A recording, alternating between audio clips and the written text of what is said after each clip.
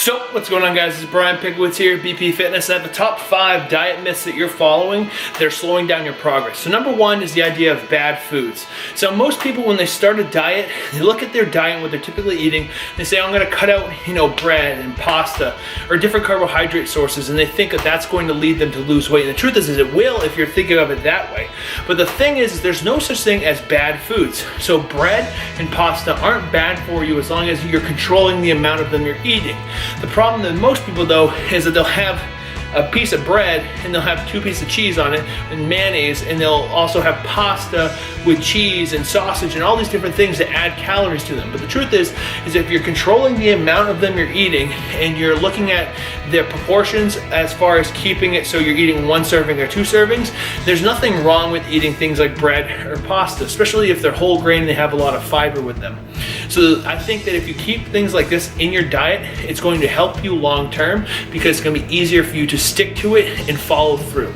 And number 2 is eating late at night causes you to gain weight. So the truth is, there's nothing wrong with eating late at night as long as you're training and as long as you're eating at a calorie deficit. So if you have a meal plan that you're following and you're sticking to that consistently and you're eating that last meal even before you go to bed, it's not going to cause you to gain weight, especially if you're on a fitness regimen, training, any kind of cardio, anything like that your body needs to recover. You need to fuel it the right way. So eating late at night, right as your body's getting ready to fuel and repair itself, is not going to cause you to gain extra weight, especially if you're at a calorie deficit. Now, number 3 is something I've talked about before, but it's the idea that sodium causes you to gain weight. And so this isn't true, guys, especially if you're eating your sodium at a consistent level. The problem with most people is that they'll go with a period of no sodium and then they'll add something that has a lot of salt with it, and then their sodium will spike, causing them to gain water retention. The thing is, it's not the sodium that causes us to gain weight, it's typically what we're eating with them. So potato chips, French fries, cheeseburgers, anything like that that is typically loaded with saturated fats or carbohydrates in an excess is going to cause you to gain weight. It has nothing to do with the actual sodium in it. And number 4 is something I think that a lot of people don't understand, and that's the idea that some sugars are good sugars, some sugars are bad sugars. Now, the sources that you're getting those sugars from are certainly good and bad in the sense that berries, fruits are going to have more antioxidants, more vitamins, and have more fiber in them than something like a candy bar or something like a gummy bear. But the truth is, guys, is that overeating on good sugar is still going to be at a place where your body is getting something that's fast digestive and that needs to be used for energy quick. And so if you're eating too much sugar in the form of fruit, you're still going to be eating too much sugar. So you want to make sure that you're doing one of 2 things. First off, you want to control the amount of fruit you're eating, and that comes down to the whole thing I'm saying here, where you have to be at a calorie deficit and you have to know how much your macronutrient portions are. And that's going to be a place where you can track this and make it so you're going for long-term success.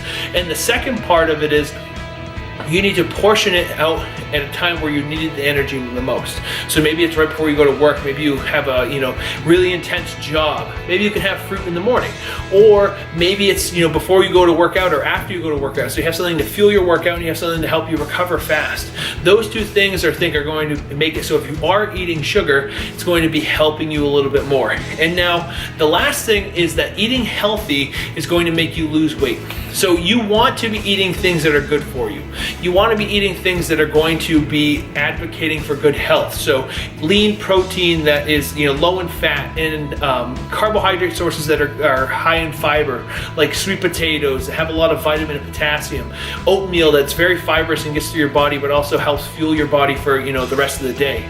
But you don't want to just be eating healthy and think you're going to lose weight. A lot of people will look at like the organic candy bars, and because they say organic, they'll buy them and eat them, and they still have the same macronutrient portions as a regular candy bar. It's just the fact that the food is made with organic, products and ingredients. And so by just looking at it as I'm eating really healthy, doesn't necessarily mean it's going to lead you to where you want to be. You have to look at how much you're eating, what you're doing to offset the amount of calories you're eating, and you have to also look at the portions of macronutrients you're eating. So if you're on a place where you're trying to lose weight and you're not tracking your food in the sense of actually having a sense of how much you're eating, you're not holding yourself accountable to stick to a plan, it's going to be very difficult. And so I think a lot of times these sales gimmicks are what people use in order to give you an idea like, okay, well, I can do this.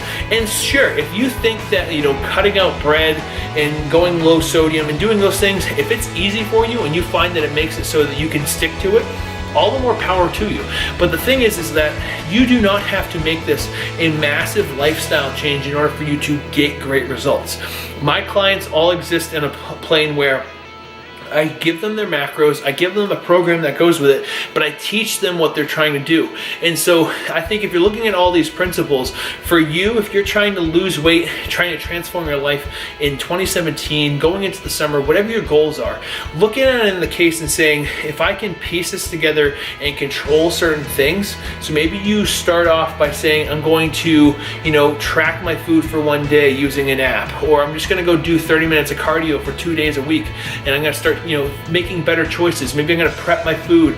Maybe I'm not going to eat out as much. I think those things become very powerful, but I think that also if you're looking at this list, you know, of the 5 things, if you can start to see that it's not as daunting of a task, and that's what the goal of this video is that you see this as not something that has to be an overbearing, you know, concept, has to be this, you know, really transformative thing that makes it so you dread who you are. You can still be who you are. You can still have that sense of, you know, I'm gonna go out and eat with friends and I'm just gonna control, maybe I get just like a, you know, thing of rice and chicken and maybe get a, you know, a little thing of broccoli and control that aspect.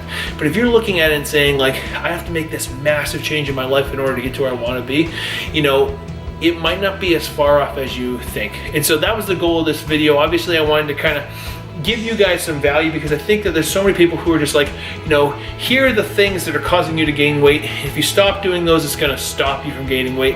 And at some level, it would stop it for a little bit, but you wanna look at this as something that sticks. The worst thing you can do is take like an herbal cleanse, take one of those stupid things that you see on your social media page every day and lose a little bit of weight, feel really good, and then you're right back to square one because you didn't learn anything, you didn't change anything, and realistically, you were just taking a laxative. So this is Brian Pickowitz with BP Fitness. If you guys have any comments on this, please leave them below. But I wanted to make this video because I see these things every single day, and I think that the truth is that there's a lot of things that we can all look at, and if we start to kind of dissect it down like this, it's going to make it so everyone is making really good changes for themselves in the long term. So thank you for tuning in. Hope you guys have a great week. Hope this helped you out. Feel free to share it with a friend if you think it's valuable. But I'll see you in the next video, and let's keep making successful gains one rep at a time. Boom Zeus.